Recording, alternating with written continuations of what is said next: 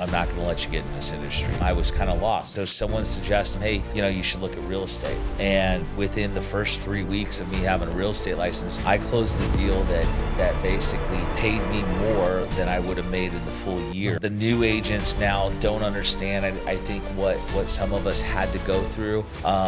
We didn't have social media. We didn't have all this stuff that's out there right now. I would pick a weekend and I would go and I would knock on 100 doors in a neighborhood. Someone calls me at 8:30 on a Friday and I don't answer that phone, and it's someone I haven't worked with. They're going to the next 10 other people they could call. Yeah. I've been broke before. I never kind of want to go back to that. No.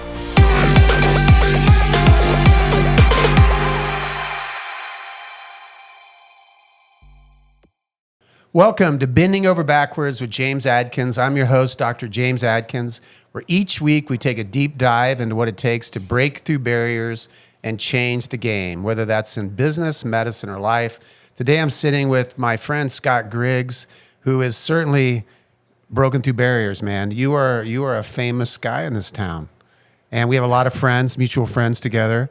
And I know you're a celebrity realtor, and you're partners with the Altman Brothers, but anyway, thanks for coming, man. And I just wanted to talk to me about, I know you've been in this space a long time. Everyone in this town pretty much knows who you are in the luxury real estate market, but how'd you get your start? Tell me how that happened. Yeah. Well, thanks for having me on. I appreciate that. And this is congratulations on this new endeavor and thanks. The podcast that you guys are doing. You guys were, ironically, we sold a house for you guys. Yeah, thanks for selling my house. That did was a good job. That was phenomenal, and it was great to work with you guys. And I'm glad you guys got into the new house, which is great.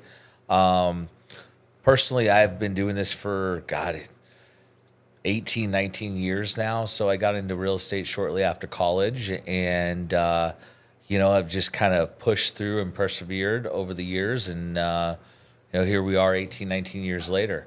I had hair, and it's gone now. It is a stressful job. It's a very stressful job, but I really enjoy what I do, and I think that's what's important. I don't look at it as work. I'm a deal junkie. I love putting deals together, and I love to see people get their house of their dreams. It's such a big investment for folks, and so it's very rewarding. Yeah, in the space you deal with, especially big investments.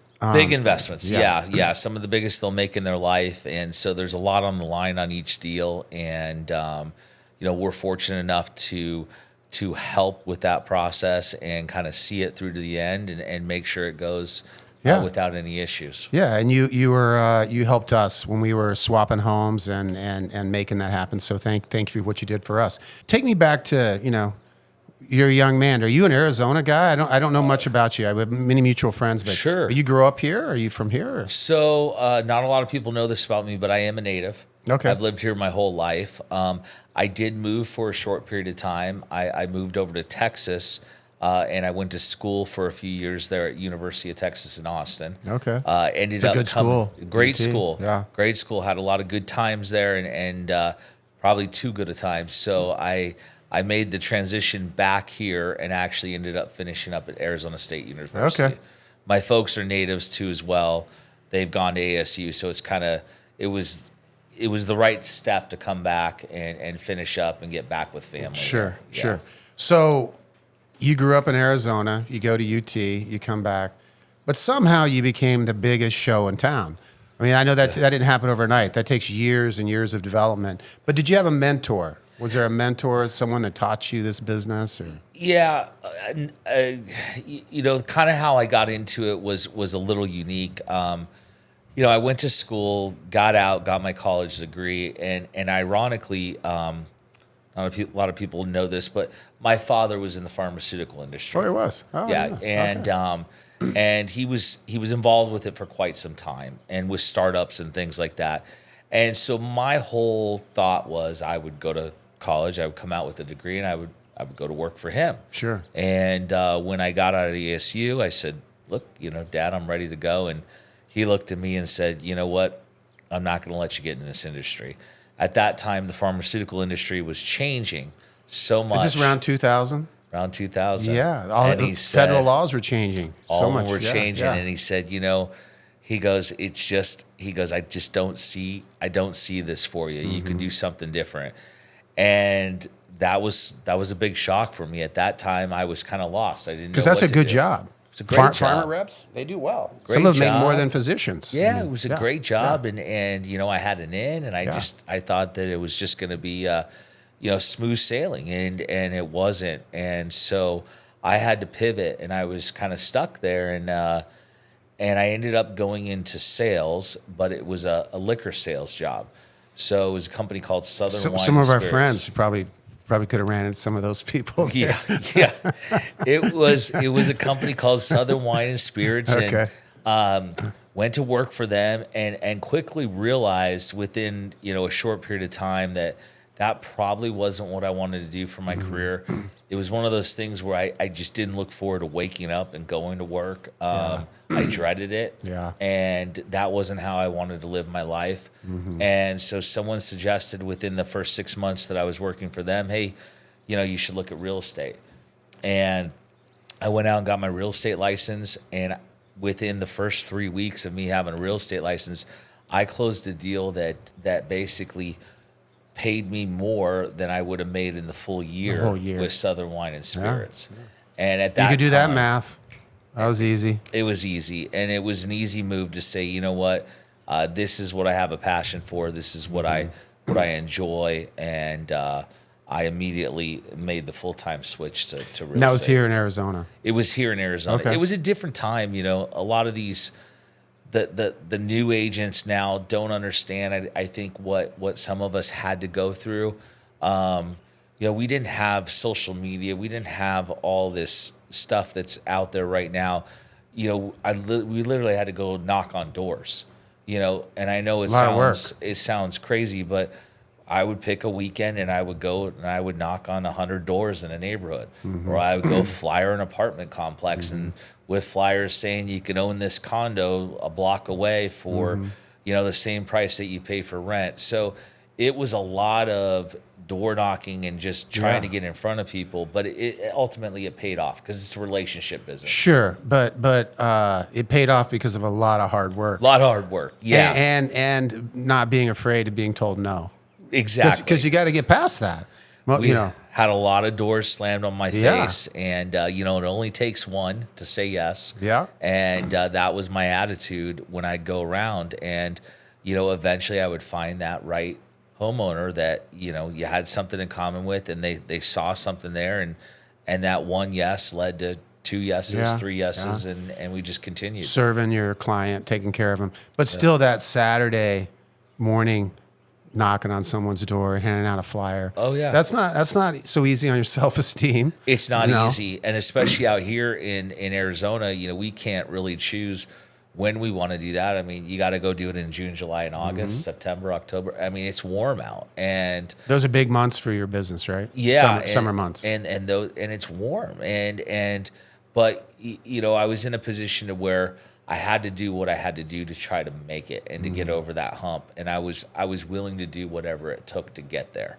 And why do you think you had a little extra edge? I mean, something separated you from, some guys just their work ethic. I mean, what do you think it is that separates you? I just wanted to be successful at something I really had a passion for, and I wanted to be the best of the best. And I always had the attitude that I might not be as fluid as the next guy in something, but I can outwork that next guy. I can always outwork someone. I can answer that final email at the end of the day. I can make that final call at the end of the day where, maybe my competitor is saying, okay, I'm going to go to dinner. Yeah. I'm willing to skip that dinner to make those extra calls and answer those additional emails. Outwork your competition. Yeah, and that's always been my motto. I mean, there's always going to be someone younger coming up. There's always going to be someone with a Younger, new more idea. attractive, more money, more whatever. Yeah. Yeah. But if I can put in the work and the time and build the right relationships and keep those relationships, which is big in real estate, that's what was important to me. Yeah, you've done a good job of that in this community. I know that from people who know you. So what about, what trends do you see? This is interesting times. You know, interest rates, the economy. What trends are you seeing in the luxury real estate market today? You know, James, we're in a fortunate situation where we're at with our businesses. We're in a kind of a higher end luxury environment, and we are generally dealing with people with cash. So I think I maybe have had in the last 70 deals, maybe 3 people finance. I know that sounds crazy. No. But most of these people are paying cash. What I have seen though is this migration that post COVID of people migrating here to Arizona for a better quality of life. So I'm seeing a lot of California, Seattle, Chicago, New York. That demographic has come here and is really creating a lot of the activity right now. A lot of the locals aren't doing stuff. You know, we've seen our price points increase so dramatically post COVID. Yeah. We've really gone from about a $685 a foot market to, for some new construction right now that we're selling in the area, it's $1,600 a foot. $1,600. It's a big number for Arizona. We don't have an ocean. Yeah. I mean, we have this mountain that we're on right now, Camelback, and that's what everyone fights for the view. But then you look at someone that's coming from California or Chicago. You know, they're used to paying $1,800, $2,000 a foot on a smaller footprint. And you can come here to Paradise Valley and you can get something on an acre where you have elbow space between you and your neighbor. It goes a long way. And so these folks are coming here and they're the ones that right now are creating all the activity.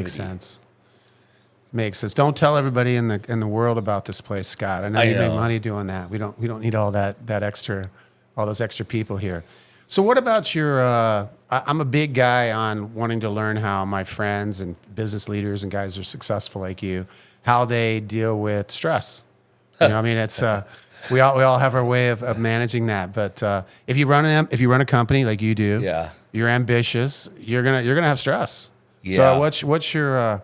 I know you'll have a glass of wine. I've had a few with you on that. But what do you do? What do you do for stress? You know, I still think I'm learning. I mean, every day I get faced with something, and unfortunately, it's hard to try to balance it because I'm dealing with these deals that there's millions on the line, and there's these personalities are big personalities, and you're trying to not only be their real estate advisor, sometimes you turn into their therapist or their psychologist, and you try to get everyone to look at the big picture and try to almost make it a win-win for folks, but that doesn't necessarily happen all the time. So, you know, a lot of times when I get home at night, and it could be 9:30 from the office, I feel bad because I'm so exhausted that I can't even talk to Adriana. You know, she's just like, "Hey, how was your day?" I can't.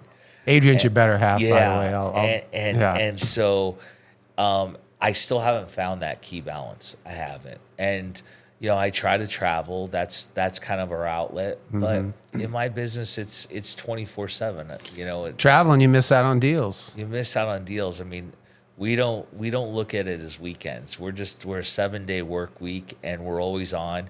Because if someone calls me at 8:30 on a Friday and I don't answer that phone, and it's someone I haven't worked with, there's they're going to the next 10 other people they could call that can do the job. So, you know, it's real important that we're always on. Yeah. Well, you do well with that. So share with me about the Altman Brothers and your relationship with them. They're pretty famous, and How long have you been? How long has that deal been going? You know, most people don't realize, but we've known each other for 14 years. Okay. So we met 14 years ago. I had a client that was purchasing a property in Santa Monica on the water, and I called them. We did that deal. It ended up getting filmed for $1 million listing. We started to keep in touch with each other. At that time, there wasn't a lot of people in our age demographic that were in this real estate business that were doing deals like we were. Okay. So we immediately kind of bonded and had something in common, and we could kind of talk about our problems and obviously stress levels and things like that. We were dealing with the same things. So we quickly became great friends, and over the years, I mean, we travel together. Our significant others are all great friends. I've gone to all their weddings, and so it's great. But we've always talked about kind of forming a partnership here, but you get so busy, you never really take the time to do it. And so post COVID or COVID time, we all had a little bit of a break, and we huddled up and we saw the amount of people that were migrating here, especially from California. And so we saw an opportunity to put our clients' properties and our clientele on a different pedestal. And at that point in time, we took the time, we found office space. I mean, it was a year-long process to even get to where we opened. But we formulated a plan, and we put it in place, and it's been great. It really has. We celebrated our 1-year anniversary together as a partnership earlier this year, and we're continuing to grow the business. That's great. Yeah. Partnerships are tough sometimes too. They are, and we've been able to. They can be tough, but we've known each other for so long. We kind of know what buttons that if we push, So I think becoming or being friends for as long as we have has helped the partnership. Yeah. Because we kind of know each other's personalities. Yeah. We knew what to expect going into it. Okay. Yeah. All right. So what advice for a new young realtor coming and wanting to get into the luxury real estate market? What do you tell them? It's learn the product. Learning the product is the most important thing. I mean, knowing, right now, I mean, we've been doing this for so long, but we know the product. I read the MLS like the Wall Street Journal every morning. So I know I can drive down any street in PV and I can tell you what a house is worth or what it's sold for. And I think that's the most important thing, is having that education, but also too, it's having the work ethic and the follow up and the drive.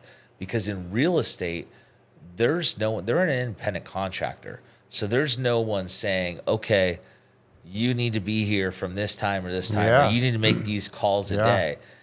They control their own outcome. And some people aren't good with that. A lot of people aren't cut out for that. They need to be told what to do. And unless someone's standing over them, and in real estate, it's not that way. They have to go out and want to get it. So that's important to have that type of an attitude. Well, we were just talking offline before you sat down here about how much more fit you look, man. Oh, so tell me what you're doing. Well, the one thing is I'm trying to, I'm getting better at blocking out things in my schedule. So, because you just told me you work 24/7. Yeah. So that's the thing. I've learned in the last year that if I'm going to work out or go do something, I have to put it in my schedule as a meeting. Yeah. Otherwise, it won't happen. Schedule the workout. Yeah. And sometimes those get missed if something comes up. If I have a last minute call and it's a big listing appointment, sorry, workout, it goes away. You know. But I've been better about that, and then obviously my eating habits. So what's changed with that? Because I'm in spine and pain medicine, but my undergrad entire focus was human nutrition. Yeah. So I'm a big fan of eating, how you eat. So what have you changed with your eating? I used to eat like garbage. I mean, I would sit down and I'd eat a whole pizza, and just my intake on food was just calories more or more insulin. Okay. And what I was putting in my body. Processed food. I'd go to a restaurant, I'd eat appetizer, meal, dessert. Yeah. Because you got to entertain in your business. You're out all the time. You got to entertain. And now I've learned like portion control, and really kind of choosing things that if I'm going to have to eat quickly, trying to find a healthy alternative. And it's made a difference. I have more energy. Yeah. I feel better about myself. And I just... Yeah, I think once you adapt that type of lifestyle, you don't want to go back to the old one. Yeah, and you just have it's just a second that, there's just a little bit of I call the stimulus response gap where you're like, I'm hungry. Oh, there's fast food. No way, man. I'm not doing that. I'm going to grab a bag of peanuts. Yeah. Or grab a bag of nuts, or Right. I'm going to, something healthy. It really is. It's just it's a slowing down that conversation you have with yourself. And once you, like you said, once you learn it and you train your body that way, then it works. But you got to go through a period of time to where you train It's your more body. discipline. More for a discipline. while before your body becomes adapted to. You probably are reading about on the internet, talking a lot about the bacteria in your gut. Oh, yeah. Right, and how that influences what you eat. Yeah. Well, we know goods. I mean, I read this stuff. I'm a geek. There's good scientists that are showing how your gut tells your brain what to eat. It really does. And so I've never been a huge believer. Now that I've gone down that road, I'm all about it. Well, it's working for you, man. Yeah, It's I working for you. appreciate that. And exercise, anything changed with that, or just you say you're playing more tennis, but Tennis, golf is still. I love to play golf. Okay. Up north, I've played with you guys before up at the Rim Mike's Club and house. stuff. Yeah. Golf. The problem I have sometimes is taking 5 the 4 hours. hours out to play golf. That's the tough part for me. So I've gone up and played with Mike a few times recently. And then you're on the phone doing a deal all the time. Yeah, or I'm on the phone, and so I've just kind of I've got down to a routine where I can go do 25, 30 minutes on the treadmill, and I can still wear a headset and still get a few calls in and still kind of get that cardio going. It's important, man. Yeah. For the moods and all that stuff. So couple more questions for you. So Sure. book that you're reading currently, or that on your nightstand. Anything you've read that's motivated you, or that you recently? Not necessarily. Your podcast, maybe somebody you've listened to. Is there a real estate guru that you like to read, or? I have, I know you brought up mentors and things like that. I have people that I'm forever grateful for, that when I first got started, that had been in, especially the luxury market. Yeah. That took me under their wing and really helped guide me on what it took to be successful in the luxury real estate market, because it's a whole different animal than some of the other markets. And still to this day, I still feed off them. Okay. I always am trying to learn, and if I'm at a lunch, or even if I'm around my clients, I'm always trying to pick up on information, because most of these people that I'm working with are extremely successful people, and they've done it and they've gotten there. And if I can pick up one or two little pieces of advice throughout that time that I'm around them, I write that down. So you're learning from your clients, asking questions. That's wealthy, really, successful people. Yeah, That's good. they've been there and they've done it, and if I can figure out something that they're doing that I'm not doing, that's really kind of my wealth of knowledge that I get from me. It's just soaking up some of that, especially if I'm going to be around them. Yeah, that makes sense. Yeah. That makes sense. So one hardship, the last question for you, one really brutal hardship you've had to overcome. Oh, well, I've been broke before. Being broke, because you're really successful. Yeah. Share that. Coming out of that, how I'm curious. Well, when I first got into real estate, and I had that gap, I had closed that deal, but then I still had all these different expenses. I was not making. Southern Wine and Spirits did not pay a salary that a livable salary, a very livable salary. So, there was times where, for the first year that I would struggle to pay things, and I never kind of want to go back to that. No. I kind of live life still. I always live life still too. In fear of that. In fear of that. Yeah, because I get it. Real estate, they always say you're only as good as your last deal. So I'm always You're only as good as your last month's production. Yeah. And I might have a great month and close 10 deals, but then I still worry. Yeah. So I'm always worrying nonstop about finances, and maybe that's what kind of helps Makes you successful. Makes me successful. Yeah. And I'm always trying to figure that out, because you never know. I could go, hopefully this never happens, but something could happen. You get in a car accident or something. Things happen. I You deal with it can't every work, day. And you're in the business. You see people all the time. Lives are blink of an eye. Things change. So you just never know. So I'm starting to kind of have the attitude, you live every day to its fullest. Yeah. And And hope that that you can continue to do that. That is a common thread in successful people and entrepreneurs, I think, is this certain fear of going back. Like I don't want to. I grew up in poverty, man. Yeah. I don't want to go back there. I never. I don't want to ever. You have all kinds of resources, and the chances of that happening are almost zero. But you still, it rattles around in your brain, and it kind of drives you, doesn't it? Really you think, yeah, and well, Mother's Day was just last weekend, and I took my folks. They've been married their entire life, and God bless them, but they're getting older, and you sit there and you look at them and you start to think, gosh, am I going to have to take care of them soon? So you're always just kind of planning those things out and hoping that you don't have to do that, but as your folks get older, you got to start planning for those type of things. You do. Taking care of. None of us are living forever, brother. That's exactly. For sure. That's for sure. And it's a gift to have the resources and the time to take care of your family when they get older. Exactly. And that's having the ability to do that is amazing. Yeah, it is. Well, so how do people find you, Scott? I know you, man. You're all over town. If you live in Arizona, most people know who you are. They know. Yeah. But what are your websites and Instagram? How do they find you? Our new website is the Altman Brothers GriggsAZ.com. Do you repeat that? The Altman Brothers GriggsAZ.com. Okay. You could always just Google Scott Grigg, and that'll pop up too as well. Okay. Instagram is Scott Grigg. And then my partners are based out of California. Their website is the Altman Brothers. Okay. If you're thinking about going to California or anyone on that West Coast, they're phenomenal to work with. Yeah. We have an office in Corona Del Mar that we just opened.